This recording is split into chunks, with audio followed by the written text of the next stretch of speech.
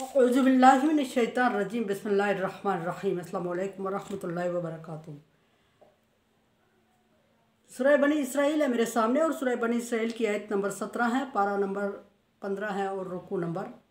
2 चल रहा है। आयत नंबर 16 में अल्लाह तबारक व तआला ने फरमाया कि जब किसी कौम को हलाक करना चाहते हैं तो उसके मुतबर लोगों को, उसके सरकर्दा लोगों को कुछ अहकामात देते हैं, और जब वो उस अहकामात पर पूरे नहीं उतरते, अमल नहीं करते, तो फिर उनकी हलाकत का सबब बनता है और वो बस्तियां हलाक हो जाती हैं। यहाँ अल्लाह तबारक व तआला आयत नंबर 16 में फरमा रहे हैं कि कम अहलकना मिनल क़ुरूनी, पिछली ही बात को कंटिन्यू करते हुए कि ये बात सिर्फ कही नहीं जा रही है कि हम हलाक करते हैं, ये बात सिर्फ कहने की हद तक नहीं है, बल्कि कितनी ही बस्तियां नूह अलैहिस्सलाम के बाद हमने हलाक कर दी हैं। कमा अहलकना मिनल क़ुरूनी मिन बाद नूह अलैहिस्सलाम के बाद। या फिर यहाँ एक सवाल पैदा होता है कि क्या नूह अलैहिस्सलाम से पहले लोगों पर अजाब नहीं आए? क्या नूह अलैहिस्सलाम से पहले लोग नाफरमान नहीं थे, किसी अल्लाह तबारक व तआला के भेजे हुए मज़हब पर मुत्तफ़िक़ थे और अमल पैरा थे, या उन पर अजाब आए तो अल्लाह तबारक व तआला ने ज़िक्र करना मुनासिब नहीं समझा? और नूह अलैहिस्सलाम चूँकि अब्बासानी कहलाते हैं और अब्बासानी के बाद के अजाब को ज़िक्र करना मुनासिब समझा। लेकिन ज़्यादा करीब तरीन यही है कि नूह अलैहिस्सलाम, आदम अलैहिस्सलाम से लेके नूह अलैहिस्सलाम तक के लोग एक मज़हब पर मुत्तफ़िक़ थे और वो शिरक नहीं करते थे। कत्ल की इब्तिदा आदम अलैहिस्सलाम के वक्त में हो चुकी थी, वो भी कबीरा गुनाहों में से था है।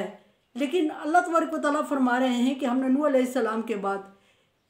पीछे आयत में ये भी गुजरा है कि नूह अलैहिस्सलाम तक के लोग जो थे, नूह अलैहिस्सलाम की कौम ने शिरक की इब्तिदा की,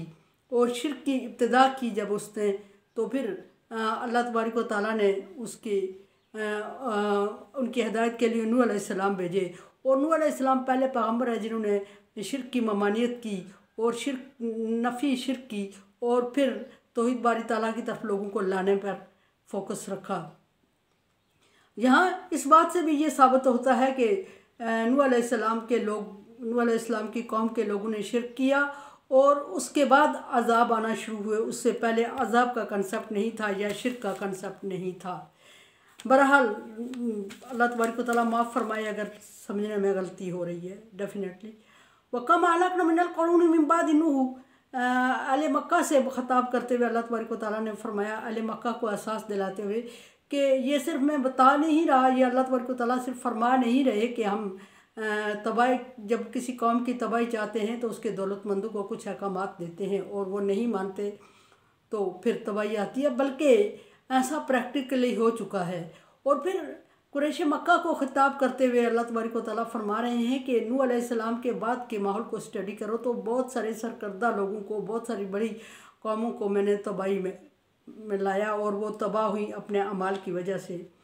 और जब वो अमाल की वजह से तबाह हुई तो फिर उनका पैगम्बर की औलाद होना या अल्लाह तबारक व तआला की लाडली कौम होना या फिर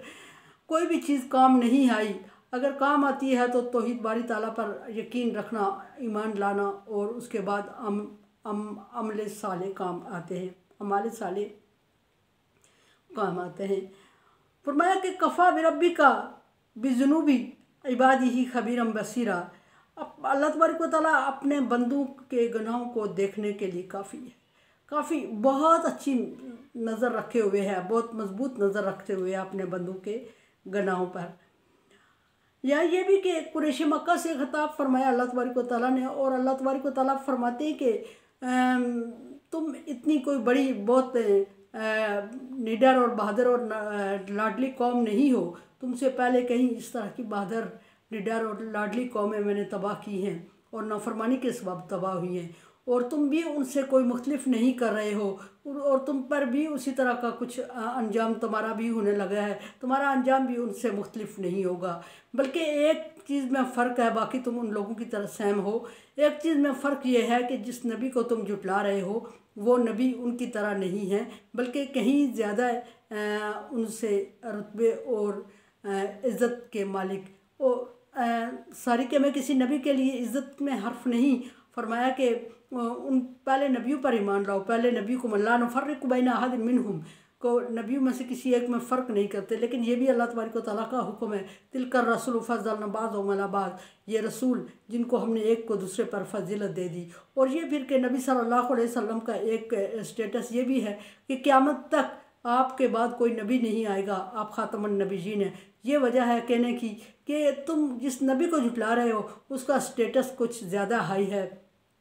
और तुम जिन लोगों के नक्शे कदम पर चल रहे हो उनसे तुम बहुत कम हो, लिहाजा तुम पर यह अज़ाब आना कोई नामुमकिन नहीं है। लेकिन सिर्फ ये था कि अल्लाह तबारक व तआला ने उम्मत मोहम्मदिया पर अज़ाब लाना दुनिया में और उनको रुसवा करना, ये उम्मत मोहम्मदिया के लिए अल्लाह तबारक व तआला ने छूट दी हुई है। और अगर अज़ाब आता भी है तो फिर वो दूसरी सूरत में होता है, जैसे कि ग़ज़वा बदर में मुसलमानों के हाथों अबू जहल का कत्ल भी एक अज़ाब था जो कि रहती दुनिया तक इबरत हो गया।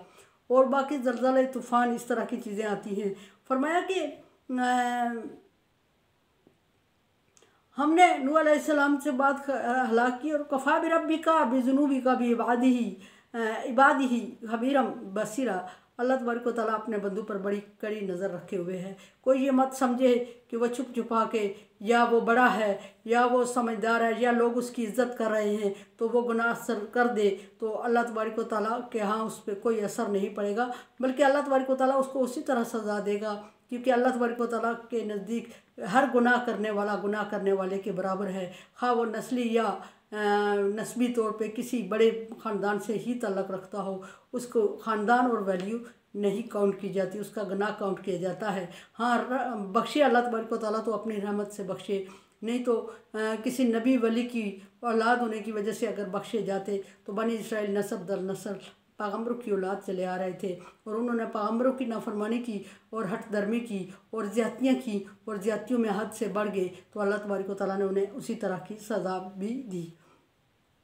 और सबसे बड़ी सज़ा उनसे ये हुई उनकी कि उनके नबूवत का मनसब छीन कर दूसरे ख़ानदान में शिफ्ट कर दिया गया, जो उनके लिए मरने का मकाम था और जो उनके लिए बहुत दुखी भी सीन था।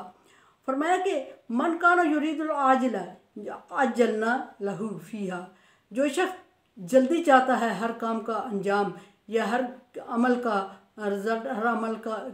की जज़ा जल्दी चाहता है, दुनिया में चाहता है, तो मानशा लिमन नुरीदु, जितना हम चाहते हैं वो हम उसको अता कर देते हैं। ये दुनिया में मुनकर लोग जो दुनिया में चाह रहे हैं, जो आखिरत को मान ही नहीं रहे हैं, और आखिरत को ना मानना, और वो ये समझते हैं कि वो जो दुनिया में कर रहे हैं उनके अमाल का बदला उन्हें दुनिया में दे दिया जाए, तो अल्लाह तबारक व तआला फरमा रहा है कि मैं दे देता हूँ, उनको दुनिया ही में दे देता हूँ, और आखिरत में वो महरूम हो जाते हैं, मायूस रहते हैं। लेकिन ये भी नहीं कि वो मुझसे ज़रूर ले सकते हैं, अगर अल्लाह तबारक व तआला चाहता है तो दे देता है, अल्लाह तबारक व तआला चाहे तो दे और अल्लाह ना चाहे तो कोई अल्लाह से ज़बरदस्ती नहीं ले सकता। फरमाया कि नुरीदु सुम्मा जअलना लहू जहन्नम, फिर हम उसको दुनिया में उसके किए का बदला पूरा दे देते हैं। अल्लाह तबारक व तआला किसी का एहसान नहीं रखना चाहते। जो इंसान अमल करता है और अगर वो ईमान लाता है तो उसके लिए अल्लाह तबारक व तआला बहुत ज़्यादा अजर, कम अज़ कम 10 गुना बढ़ा के ज़्यादा से ज़्यादा 700 गुना इला आखिर, ज़्यादा से ज़्यादा की कोई हद नहीं, क़यामत के दिन उसको अता करेगा और दुनिया में भी अच्छी और मोतबर ज़िंदगी अता करेगा। लेकिन जो ईमान नहीं लाता और सिर्फ अमल किए जा रहा होता है और अल्लाह तबारक व तआला के बताए हुए उसूलों पर नहीं बल्कि मनमानी कर रहा होता है और अपनी मर्ज़ी से अमल किए जा रहा होता है, अल्लाह तबारक व तआला उनके अजर को भी नहीं रखते, संभाल के नहीं रखते, अपने पास नहीं रखते, बल्कि उनके किए का बदला उनको दुनिया में चुका देते हैं। और फरमाया कि मैं यक़ूल रब्बना आतिना फ़िद दुनिया, जो शख्स ये कहता है कि अल्लाह मुझे दुनिया में मेरा हिसाब दे दे, तो आखिरत का जिक्र नहीं करता, तो हम उसको दुनिया में पूरा हिसाब दे देते हैं। लेकिन जो शख्स इसके मुकाबले में ये कहता है रब्बना आतिना फ़िद दुनिया हसना व फ़िल आखिरति हसना, तो जो अल्लाह तो हमें दुनिया में भी अच्छाई दे दे और नेमतों से नवाज दे और आखिरत में भी, तो हम उसके लिए आखिरत में बहुत बड़ा हिस्सा रख लेते हैं और दुनिया के मुकाबले में आखिरत का हिस्सा कहीं ज़्यादा होता है। लेकिन नादान वो लोग होते हैं जो कि दुनियावी ज़िंदगी को ही सब कुछ समझते हैं और आखिरत की ज़िंदगी पर ईमान नहीं लाते। ईमान नहीं लाते तो उनका अंजाम भी आखिरत में बुरा होता है। आखिरत का ताल्लुक़ चूँकि ईमान से है और फिर ईमान के बाद आमिलुस सालिहा है, लेकिन दुनिया का ताल्लुक़ सिर्फ आमिलुस सालिहा पे भी चल जाता है। फरमाया कि जअलना लहू जहन्नम, दुनिया में उसको भरपूर उसका बदला देंगे, अजर देंगे, फिर उसके लिए ठिकाना जहन्नम बना देंगे। जो शख्स दुनिया में जल्दी चाहता है, अपने अमाल का बदला चाहता है, हम दुनिया में जल्द ही उसको भरपूर बदला अता कर देंगे और फिर जहन्नम ठिकाना कर देंगे, यानी आखिरत में वो खसारे में और नुकसान में, घाटे में होगा। और वही घाटे में होता है जिसके पास ईमान नहीं होता। ईमान क्या एक ज़रा भी अगर दिल में बाकी हो तो उसके लिए भी अमाल की सज़ा पाने के बाद जन्नत के दरवाज़े खोल दिए जाते हैं। लेकिन अगर ईमान नहीं लाया और बहुत ज़्यादा अमाल कर लिए, ढेर लग गया, तो फिर दुनिया में उसको अल्लाह तबारक व तआला बदला दे के आखिरत के बदले की वो उम्मीद नहीं रखता। फरमाया कि यसलाहा, जब जहन्नुम में उसको डाला जाएगा तो यसलाहा मज़मूमन मदहूरा, और वो रोंदा हुआ और ज़िल्लत के साथ जहन्नम में दाखिल होगा। ये अल्लाह तबारक व तआला ने उन लोगों का अजर बता दिया जो कि मोमिन नहीं है। अल्लाह तबारक व तआला रहमान है, रहीम है, करीम है, गफूर है, वदूद है, शकूर है। अल्लाह तबारक व तआला अपने बंदों को उसने कहीं ये नहीं रखा कि मोमिन ही उसके बंदे हैं। उसने इंसानियत की कदर की और इंसानियत को दिया। फरमाया कि खलक़नल इंसान अहसन तक़वीम, इंसान को खूबसूरत और मजबूत तख्लीक किया और इंसानों को अल्लाह तबारक व तआला ने हर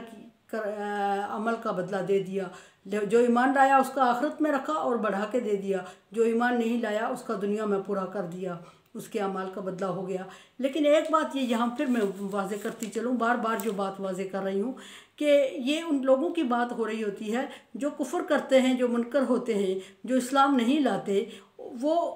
मरते दम तक मोमिन नहीं होते, इस्लाम नहीं लाते, ईमान नहीं लाते, इस्लाम कबूल नहीं करते। उनके लिए अल्लाह तबारक व तआला ने ये वार्निंग दी है कि उनको दुनिया में बदला दे के अलग कर लेता हूँ और आखिरत में उनका हिस्सा नहीं रखता और आखिरत में जहन्नम ठिकाना है उनके लिए। लेकिन जो मुकर्रर करदा वक्त से पहले ईमान ले आते हैं तो उनका सारा पहले वाला रिकॉर्ड ख़त्म हो जाता है और रब हो जाता है और अगला रिकॉर्ड शुरू हो जाता है उस वक्त से जब से वो ईमान लाएंगे। पिछली किसी गुनाह की सज़ा उनको नहीं मिलेगी। ईमान लाने के बाद उनके अमाल काउंट किए जाएंगे और ईमान लाने के बाद जज़ा और सज़ा का सवाल पैदा होगा और उनके लिए आखिरत में उसी तरह जिस तरह के मोमिनों के लिए है, ईमान लाने वाले जब भी ईमान लाएगा उसके बाद से उसके अमाल आखिरत के लिए रख दिए जाएंगे और संभाल लिए जाएंगे। पिछली आयत में पढ़ा था कि अल्लाह तबारक व तआला ने हर एक के अमाल उसके गले में लटकाए हुए हैं और आखिरत में उसको खोल के सामने रखेगा। और ईमान ना लाने वालों की ये सज़ा, मरते दम तक ईमान ना लाने वाले की, कि उनका जहन्नम ठिकाना है। जो ईमान ले आता है पहले खा कितने ज़्यादा गुनाह कर चुका हो, ईमान लाने के बाद पहले वाले गुनाह उसके मिटा दिए जाते हैं। मेरे चैनल को सब्सक्राइब करें और सदका जारिया मेरा साथ दें। अल्लाह हाफिज़।